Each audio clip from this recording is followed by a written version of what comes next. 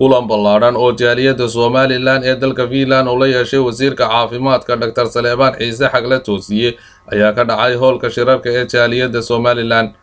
kulankan oo ay ka soo qayb galeen duqeyda waxgaradka haweenka iyo dhalinyarada. kulankan waxaa ku wehelinaya wasiirka agaasimaha guud ee isbitaalka Hargeysa Dr. Axmed Askar.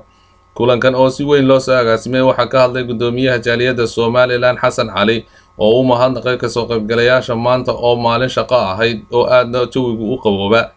waxaana soo dhaweeyay wasiirka inuu ka aqbalo in la kulmo jaaliyadda Somaliland ee dalka Finland. sidoo kale waxaa ka hadlay gudoomiyaha jaaliyadda Turku Jamaal Cabdillaahi iyo odayaasha jaaliyadda dhammaan soo wada dhaweeyay waqtiga Somaliland uga yimi. wasiir Xagle Toosiye iyo agaasimaha isbitaalka Hargeysa Dr. Axmed Askar waxay jaaliyadda ka codsadeen in laga qayb qaato horumarka wadankii ka socda, gaar ahaan goobaha caafimaadka oo baahi weyn ka jirto oo ay ka sheekeeyeen, waxaana ku dheeraadeen gacmo isqabsi iyo wadajir in lagu horumari karo. waxaana hadaladoodii ka mid wax yar soo qaad hal shay soo qaado ayaa wax taraya. waxay la tahay in ummadda la dhex galo, isbitaalada la dhex galo, wax kastoo aynu soo urursan karo, soo heli karo la soo diro. inaba ay kala soo xidhiidhay Saudi Arabia, dumarka degan ee jaaliyadda Somaliland jooga, waxay soo iibiyeen 3 mishiin oo ah mishiiniska la yiraahdo oxygen concentration machines.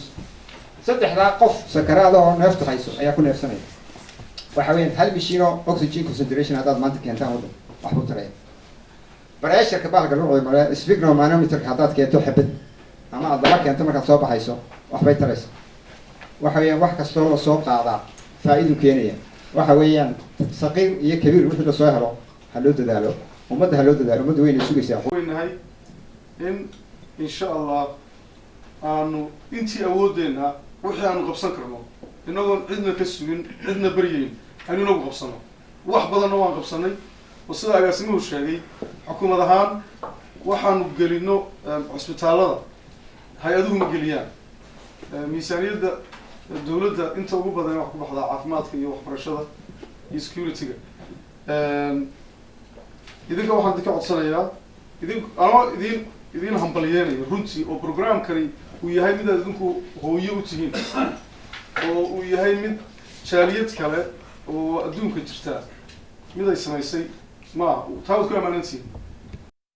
gabagabadiina waxaa wasiirka la weydiiyey su'aalo waxaanu kaga jawaabay si waafiya, waxaana kulankaasi ku dhammaaday si fiican oo wasiirku soo jeediyey in la mataaneeyo jaaliyadda Somaliland ee Finland iyo wasaaradda caafimaadka. waxaana goobtaasi wasiirka iyo agaasimahaba la guddoonsiiyey nuqullo ka mid ah jaraa'id ay soo saarto jaaliyadda Somaliland ee dalka Finland.